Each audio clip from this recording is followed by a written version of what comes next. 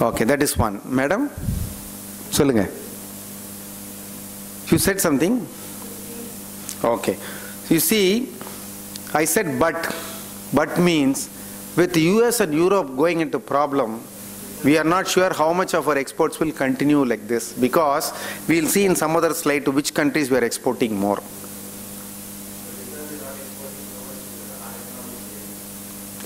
Possible, that's one aspect, but also you must see, that's a good observation, because we are not exporting so much, our economy is stable, qualify at times of difficulty.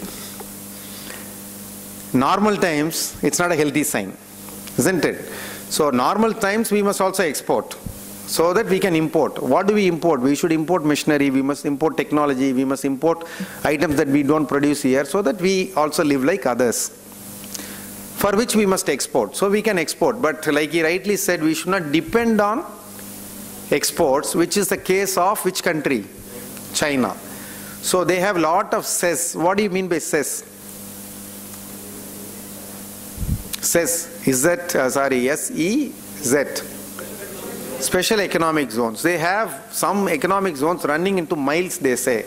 They have captive labor, they say, in quotes. They make people produce slog, 12 hours, 14 hours, 15 hours, they produce and go and dump in US, sell it cheap. They say go to US, you go to any place, you will find only items used, made in China. So now if America is going to go down, China's exports will go down, their industries will become idle, their machines will stop, people will not have job, they cannot earn. They will have economic problem, which may turn into what problem? Economic problem will always turn into social problem. It will lead to social unrest.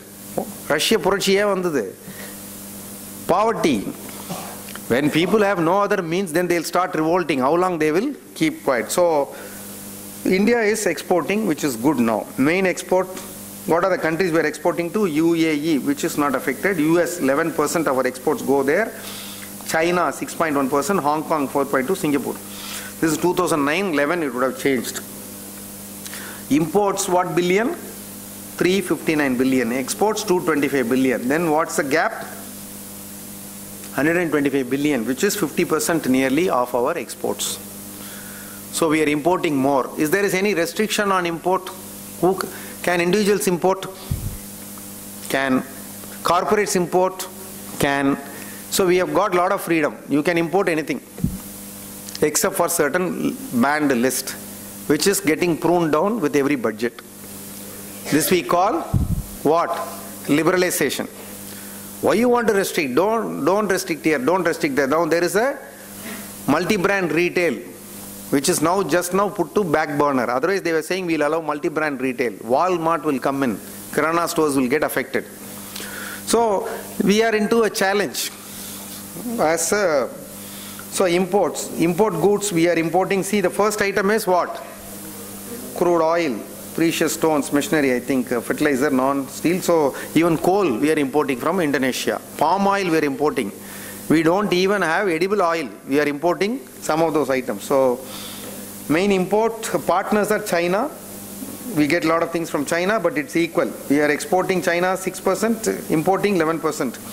We are net importer from China. To US we are exporting only 6.5%, but we are exporting 11% net. That's a problem country, but we are exporting more there. That's fine. So this is how to look at FDI stock. What do you mean by FDI? Foreign direct investment. You see, I worked for Pepsi. That comes under FDI. It's not a listed company in India. PepsiCo, US, has invested in India some billions. Coke, US company, they all have invested here. So the foreign direct investment. If this is direct investment, what is the other one, alternate? If this is direct investment, FDI, what is the alternate of FDI? It's indirect investment. What is indirect investment? How can they invest in India indirectly? They invest in shares. They come through FII. What is FII? Foreign institutional investors. So they pump in money. They cannot invest in companies, but they will buy Tata Steel shares. They will buy Reliance shares. They will buy Infosys shares. They will buy TCS shares. They have invested in these companies indirectly. Therefore, they have a hold. HDFC is held mostly by FIIs. A bank, it's not an Indian bank anymore. It's a foreign bank because FIIs hold. There are many companies. L&T, there is no single largest shareholder. It's held by institutions. So gross external debt. So what is the India's total debt? As of 31st December, almost 11. $238 billion. $1 billion is equal to how many thousand rupees? 5,000 crore rupees. And we owe $238 billion to other countries. And also to Indians. We'll have a break in another 5 minutes, sir. Okay. So public finances. Public debt. What is public debt? The government owes. Public means government. Government owes money to others. It is what percentage of GDP? We saw extreme was what? Extreme country, we saw one country, what percentage of GDP was there? Greece, 117-18%. And we are at what percent? 71%. Recently something happened in USA and one rating agency by name S&P. What is S&P? Credit rating agency. What's the expansion of S&P? Standard and Poor. There are three important rating agencies. S&P is one. Of those three, I had written an article in Kumudam Weekly about this rating, underrating and the impact of it. So S&P downgraded American Treasury bonds from AAA rating, the highest rating, to AA+. Just one indication, he said, US is, their debt is not, sovereign debt is not that precious, a shade lower, they said. Why did they say that? Why did they downgrade it? Because US has a law.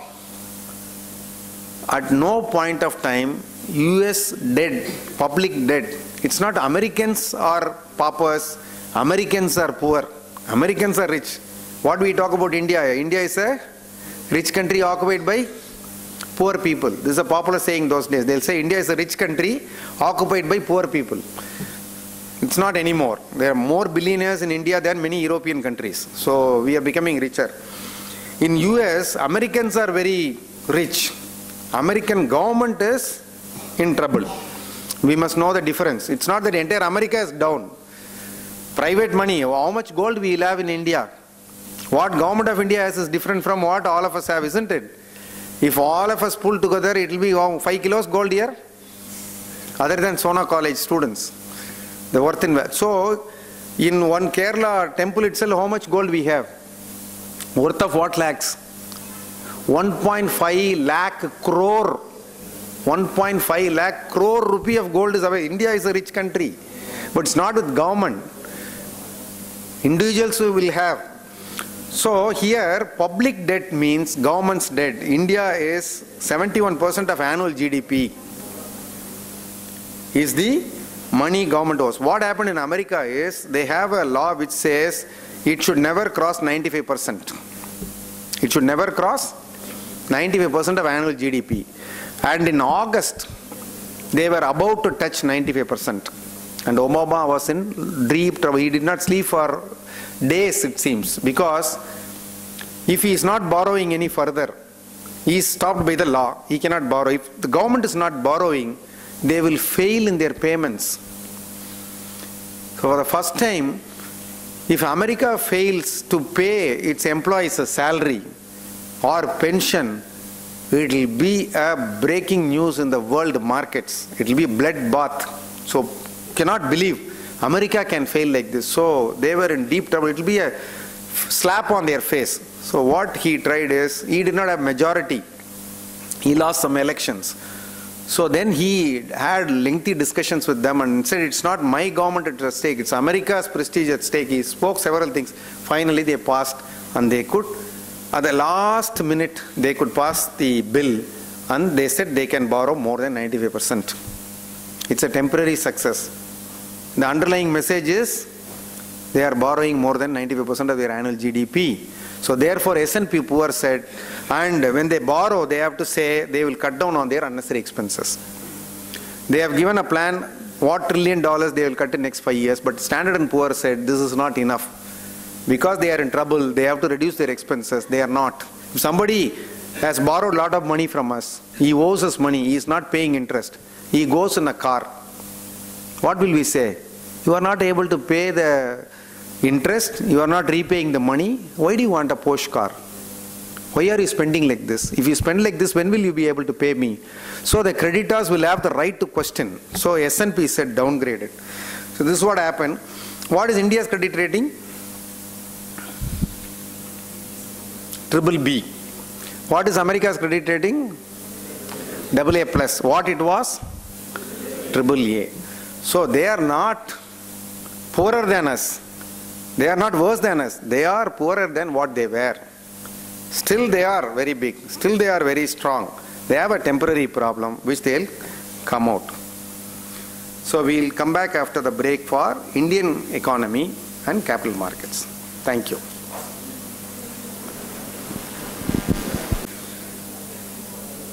So until now we have broadly seen what America, the certain European countries coming together as European Union, certain countries who are in deep trouble known as big countries, and other positive vibration countries like BRICS, and how India is doing economically.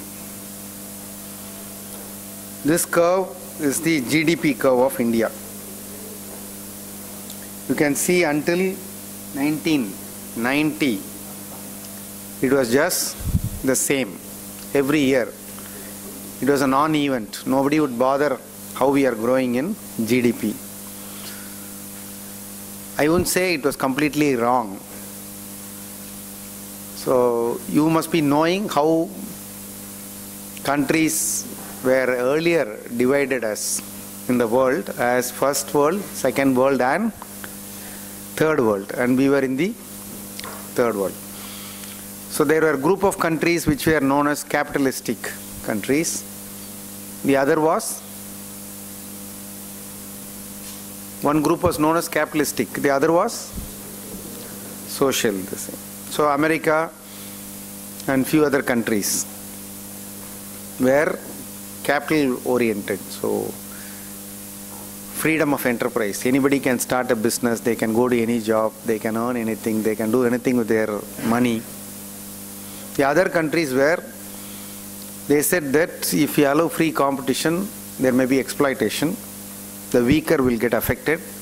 Therefore, the government will decide how to make, what to make, and how to share. So it's known as central planning. The government of each country will decide, those socialistic countries will decide how much rice to grow, how much wheat to grow, how to distribute, who should get how much. Salaries are fixed. If we can say to some extent it can be equated to government job and private job. In government job I have worked in BHL for quite a period. So there the HR policy is standard annual increment, time bound promotion. Standard annual increment is, if I am say an officer, every year June comes, I will get those days 500 rupees increment. Not even 500, it was even less. Just for you people to relate, I am saying 500 rupees increment. All officer category people will get 500 rupees increment.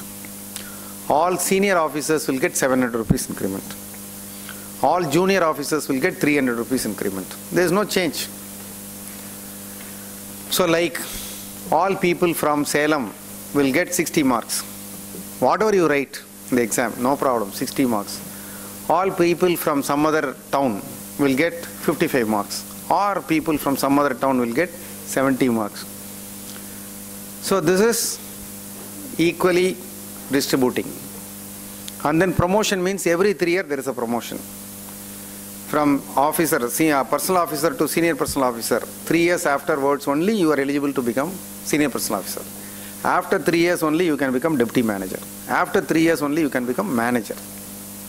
This is known as time-bound promotion. In private companies, what happens is, everybody will not get 500 rupees. All officers who performs very well will get 700 rupees. Who did not perform very well will get 300 rupees. Who did not perform at all will not be given anything. Very poor performance sent out of job. This is private. The problem with private is, it's not meritocracy all the time, sometimes left to the bosses. If bosses like somebody, they may say he's performing well and they may give more. If somebody does not like, the boss does not like somebody, they may say, even when he is doing well, he may say, this is not what is required, this is not what is told. They may reduce. So the problem with private is this. The problem with public sector is that even if you do well, you are the same. So what Nehru thought when we got liberated, he said we will follow a middle path. We will have mixed economy, neither capitalistic nor social. So he thought that all important strategic resources, enterprises will be with government. Power generation, railways, airways, defense. So all these, critical equipments manufacturing, even cement, whatever was important for the country and for people, it will be done by government. The rest will be done by private. And private was very small. That's why we didn't have enough employment opportunities. If it is job, it has to be either in school, college, bank, or some public sector. That is why we did not have enough employment, unemployment, we want job, no employment card. So this is what we were. Until which year all this happened? Until 1990. So in the year 1990, what prompted liberalization? Who was the Prime Minister then? Mr. Narasimha Rao. Who was the Finance Minister? Dr. Manmohan Singh. So Mr. Chidambaram was the Commerce Minister. So these were three important positions that time for liberalization. They said globalization, liberalization. Even in Nia Nana we had a debate on this. So whether it has led to prosperity or it led to trouble. So LPG, they are known as liberalization, privatization, globalization. So until then, whatever was public, they said private can also do. What was held on by government, controls, even cycles. Hero used to make cycles. Tube Investments used to make cycles. But they are making, say, 10,000 cycles per year. They have to take a license. How much cycles they can make? Suppose they want to increase production from 10,000 to 12,000. They cannot do themselves. They have to apply to government. Government will give a license. Okay, now next month onwards you can produce 12,000 cycles. They want to increase to 15,000. Again they have to apply for license.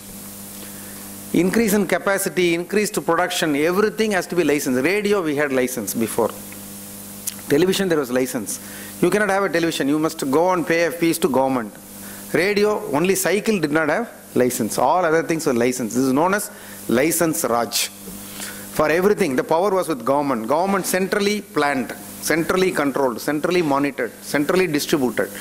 So in a way, it was crippling up to a point. So productivity was lower. People's personal enthusiasm to do more was not there because they don't commensurate benefits. So at one point of time, it was not thought that we must liberate and do more. It was circumstance forced. What was the circumstance? It was circumstance forced we liberated ourselves. The circumstance was, I told you about balance of payments. It's a difference between import and export. In the year 1990, India did not, like now, US was in trouble, hitting 95% of their GDP as their debt. India hit, they did not have money to pay for some of the imports.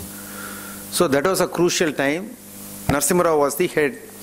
Manmohan Singh was he had served, he's a doctorate in economics, he has taught in Harvard and all. So this team, Mr. Chidambaram, they thought they have to do something different. So they had to pledge the gold with IMF. IMF is, it's not Indian. International Monetary Fund. They pledged the gold and they have to take some money and then meet the exports. Then they thought this is too much. What are we doing to ourselves? How long can we manage? Then they decided we must do LPG. That is the reason 1991 is known as the important. Then they announced a new industrial policy. Who can do what? If you read the life history of Narayana Murthy, who's Narayana Murthy? The promoter, founder of, one of the founders, of course, but the leading founder of Infosys. Now he is not in Infosys management. He is having his own company by name Catamaran. I wrote an article about this Catamaran, private this thing, in Pudhiya Thalamurai magazine. So Catamaran he prepared. So they all found telephone connections we will not get those days. If you want to tell you now, you can just go get a mobile. Now you are connected. Those days phone will be available in few houses. You have to apply for telephone. Telephone connection will take years. If you want an additional gas cylinder, now you go to Bharat or you go to any private, you get an additional gas cylinder.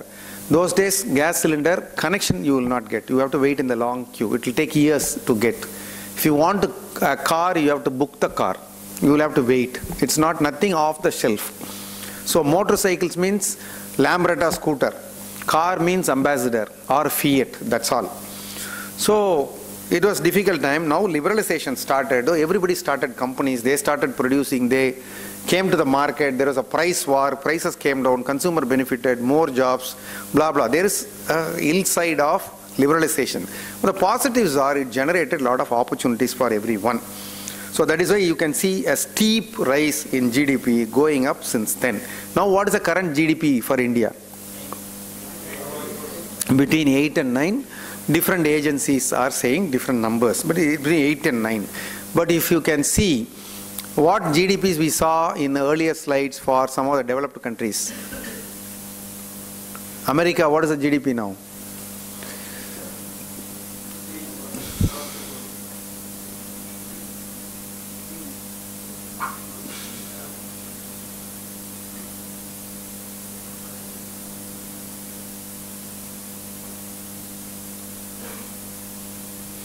See, 0.4%, 0%, 2%, 2.2%, 5.6%, 3%. So all this after quantitative easing and a lot of efforts.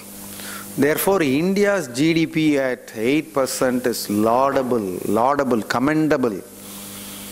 With so much of chaos we have in us, the systems we have, a lot of confusion still. We are not very clear, isn't it? There's still a lot of ambiguity, but still 8 to 9% GDP with a population of 1.2 billion and a lot of people under poverty, GDP is excellent. So India is doing very well. India is doing very well, mostly because, like he said, we are domestic driven. Mostly we are domestic driven. So whenever there is an external problem, it does not affect us so much. We are not so much dependent on exports. We are internal driven, inward looking. Our own people will buy a lot of things. So our economy is to a large extent, if I can say so, insulated from global problems. We are affected to the extent that we are connected with the other countries. So how to measure GDP? So this is a general confusion for several people. So there are three methods. One is, they call it product or output method. They calculate. If you go to the net and search, you can find out. Product or output, what is the total product or output that comes? They multiply it and then they see what is the value. The other is income approach. What is the income by different people, like I explained to you at the beginning. The third approach is the expenditure approach. So how many people are spending how much put together. So this is the way they calculate gross domestic product of any country. Shall I change this slide? Some of you may be writing. Okay. So if you see India report card.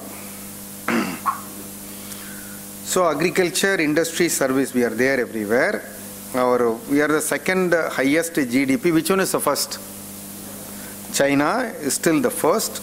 And we started looking at liberalization and reforms. They are also called reforms. Reforms in the year 1990 afterwards, slowly. Still reforms are continuing. But China, though being a very a staunch supporter of socialistic pattern of society, communists, they went into liberalization much earlier than us, and they are going very strong. I read a book in Tamil, translated from English by one Pallavi Iyer about China. Interesting book, though not completely portraying what's happening in China, but partly it says when they want to do, they just do it, that's all. There's no halla bulla happening there. They want to go ahead and do something, unmindful of people suffering, they just demolish something and they just built. That's how probably their infrastructure is so big and they do so well. Some other reasons. So the greatest advantage for India, which no other country can anytime take away from us, is our population. Can they take? Nobody can do this. No, in short time. You cannot create people in short time.